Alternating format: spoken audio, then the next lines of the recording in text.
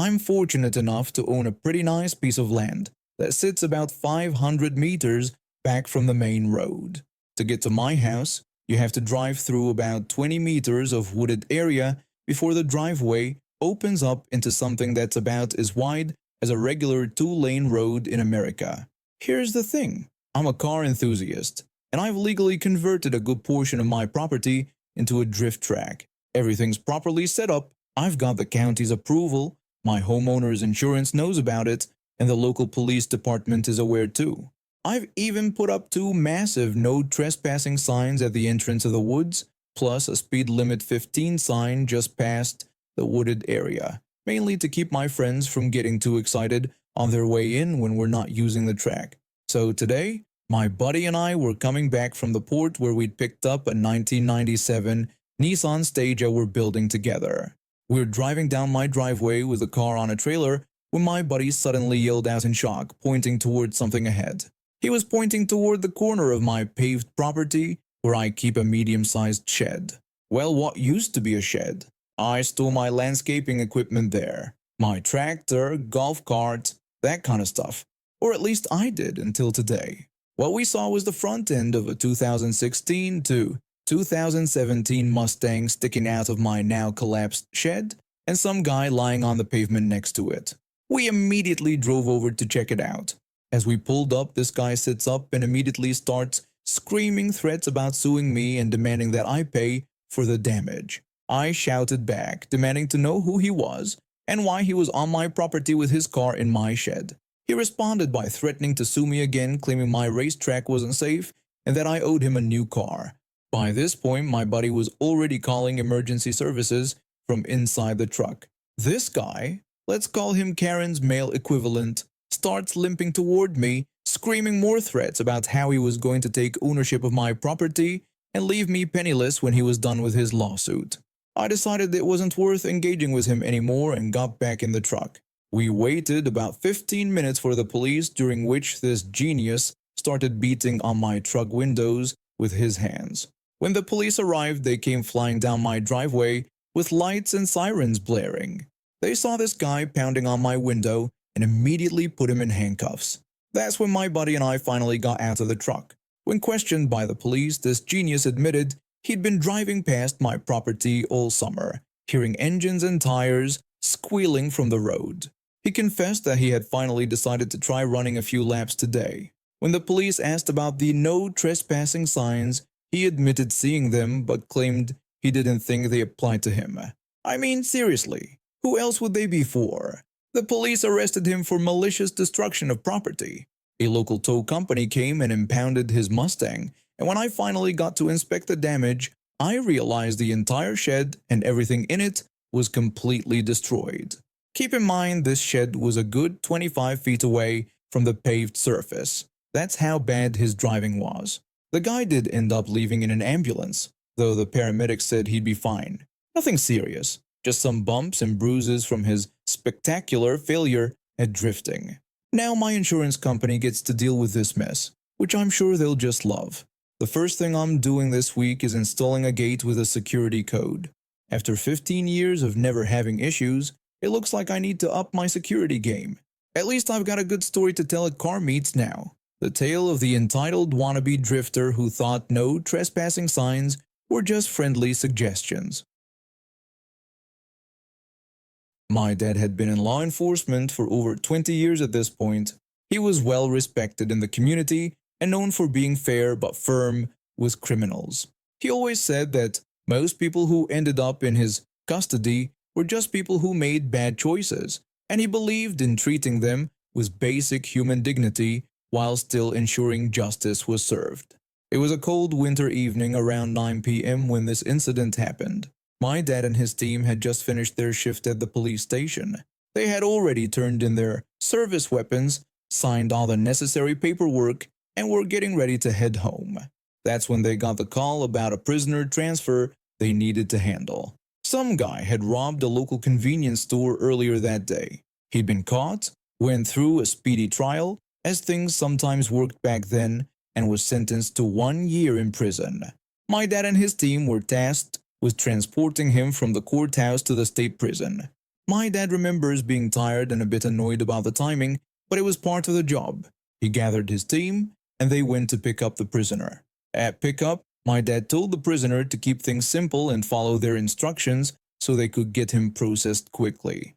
The prisoner just muttered that he wanted to get it over with. The drive to the prison was uneventful.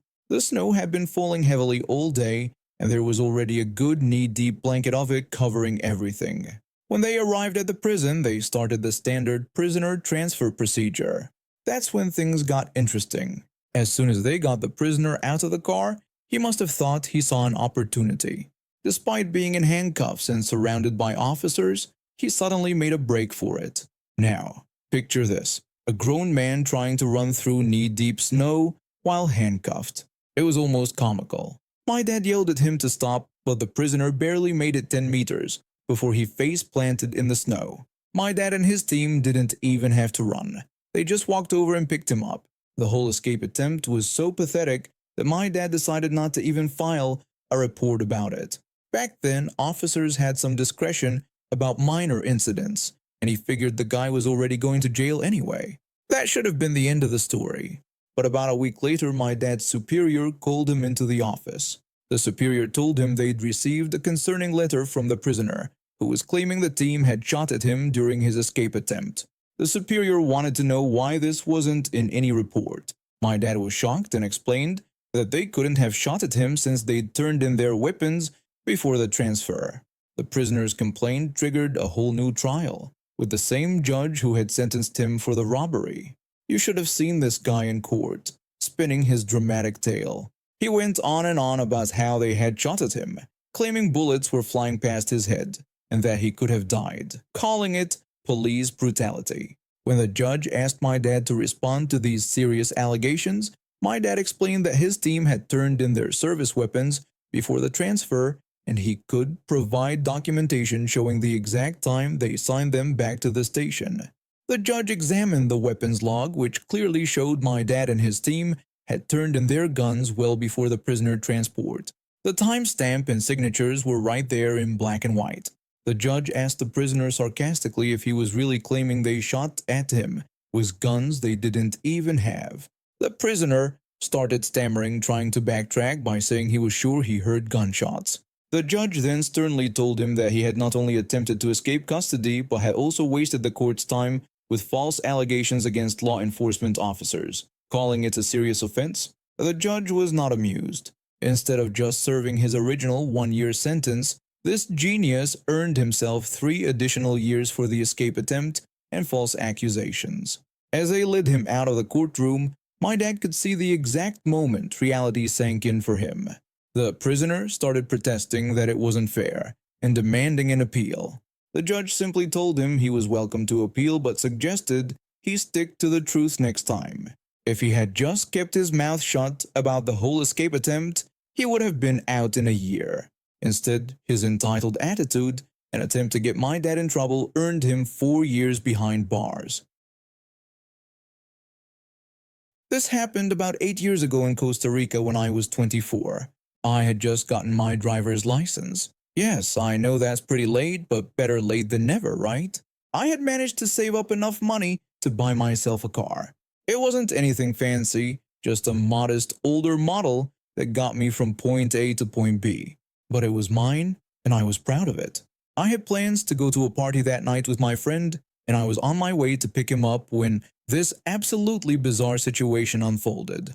I was stopped at a red light when a woman and her daughter approached my car. The mother had this weird, overly friendly smile on her face. She started by complimenting my car, and I politely thanked her, mentioning that despite its age, it ran well. She then went on to explain how her daughter had recently gotten her license, and they'd been unsuccessful in finding an affordable car. I wished them good luck in their search, thinking that would be the end of our interaction. The woman suddenly asked if she could have my car. When I refused, she demanded to know why, insisting that I didn't need it.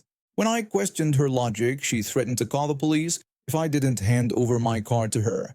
I called her bluff and told her to go ahead. I honestly thought she was bluffing. Who in their right mind would call the police because someone wouldn't give them their car? Her daughter was standing there looking absolutely mortified, but her mother wasn't backing down. To my utter disbelief, she actually pulled out her phone and called the police. 3 officers showed up within minutes. The woman immediately launched into her performance, claiming that I was trying to steal her car. I protested, stating that I had proof of ownership while she had none. When one of the officers asked her for proof, she fell silent. I saw one of the officers reach for his handcuffs. I started reaching for my glove compartment to get my driver's license and registration, but before I could explain what I was doing, Officer 1 hit me with his taser. I collapsed, my whole body feeling like it was on fire. After I could speak again, I explained to the officer that I was just reaching for my documentation. We had a long conversation where I told him exactly what had happened, how this woman had approached me and demanded my car, then called the police when I refused. Thankfully, there was a security camera nearby with a microphone that had captured the entire interaction. When they reviewed the footage, they immediately arrested the woman. Her daughter, who looked like she wanted the ground to swallow her whole, called her father to pick her up. The first officer apologized profusely for tasing me, but I understood. From his perspective, a suspect in a potential car theft was reaching for something. He couldn't know it was just my registration. I didn't hold it against him. It's part of their job to be cautious. I finally made it to my friend's house, and we got to the party about 30 minutes late. The whole way there, my friend couldn't stop laughing at the situation, saying only I could manage to get tased by the police because some crazy lady tried to steal my car while on my way to a party. The party turned out great, but I couldn't help but think about how surreal the whole evening had been. 1 minute I'm driving to pick up my friend, the next I'm being accused of stealing my own car and getting tased. Just another regular day in Costa Rica, I guess. I've been working retail for about 3 years now, and let me tell you, it prepares you for just about anything. Or at least I thought it did, until that day in late March when COVID was just starting to become serious. I was having one of those shifts where you're basically everywhere at once. Self-checkout, front desk, pickup counter, cashier, you name it. It was during one of my money runs to the cafe. They needed small bills. When I first noticed her, this elderly woman, probably in her 70s or 80s, was harassing our cart cleaner, who was just trying to do her job sanitizing a mobility scooter. The elderly woman was being completely ridiculous, shouting about how she didn't need the cart cleaned and calling the virus fake news. When our cart cleaner explained it was store policy and that she'd be done in a moment, the woman just got more agitated, pointing out supposed missed spots and demanding she hurry up. What caught my attention was how easily she was pacing back and forth while complaining. No walking issues whatsoever, just an entitled person who didn't want to walk around the store. I dropped off the money and got called to cover a cashier's break. Walking back, I nearly gagged at the overwhelming smell of alcohol coming from her direction. She had a plastic bag full of empty beer bottles, and I couldn't tell if the smell was coming from the bag or her. I had a bad feeling about where this was heading. Sure enough, she made her way to customer service. I knew exactly what she was planning. Bottle returns. Our store has strict rules. $5 limit on returns, we only take bottles we sell, and absolutely no alcohol bottles. No exceptions. When she got to the counter, our manager happened to be there helping with a long line. The manager politely told her that we don't accept beer bottles for returns. The woman immediately started arguing, insisting she'd done returns there before. When the manager explained that we've never accepted alcohol bottles due to store policy, the woman lost it. She slammed her bag of bottles on the counter, shattering some of them, before storming back to her scooter. She drove off, but not out of the store. She headed toward our in-store CVS. What happened next? I learned from our security guard later. Apparently, she needed money for a prescription that wasn't fully covered by insurance. When the CVS pharmacist wouldn't let her have it without payment, she lost it. She started yelling about how they didn't understand and that she needed her medicine. She started harassing other customers for money, and when that didn't work, she pulled out a kitchen knife and demanded the pharmacist give her the medicine. Security confiscated the knife and called the police. When they were escorting her to the front, They passed by my register during a quiet moment. Not recognizing her immediately, I gave my usual cheerful greeting, asking how she was doing. She responded by screaming about needing her medicine or she was going to be sick. I could only respond with an awkward okay as I noticed our security guard shaking his head behind her. All the way to the security office, she kept ranting about needing her medicine and throwing around racial slurs. That's when a very exhausted looking hospice worker showed up with the police. Turns out she had escaped from her care home to get the medicine herself instead of waiting for the staff to get it for her. After about 30 minutes in the security office, they emerged with the police escorting her out. She wasn't handcuffed, but they were watching her like hawks. The whole time she was demanding they arrest the worker instead, claiming they had thrown her out and repeating that she needed her medicine. The police weren't having any of it. She was arrested and charged for threatening the pharmacist with a knife. I heard she was banned from our store and had to be transferred to a more secure care facility. I guess I should start by explaining a bit about myself. I'm on the autism spectrum, specifically with Asperger's syndrome, and I've always had a special connection with insects. My neighbors were really understanding about my interests, letting me dig around their yards looking for interesting specimens, and some even started calling me whenever they found something unusual. I was 14 at the time this happened, and it was my first real encounter with an entitled person in the wild.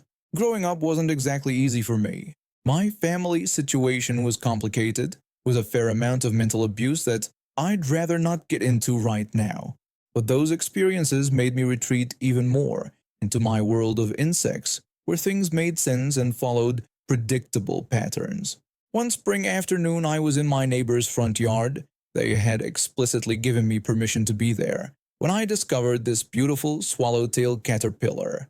I was carefully holding it in my palm, watching it inch along my hand, when this woman approached me. At first, I didn't pay much attention to her, assuming she was just another passerby. But then she started yelling. She demanded to know what I was doing to the caterpillar and ordered me to put it down immediately. I tried to explain that I was just observing it and wasn't hurting it at all.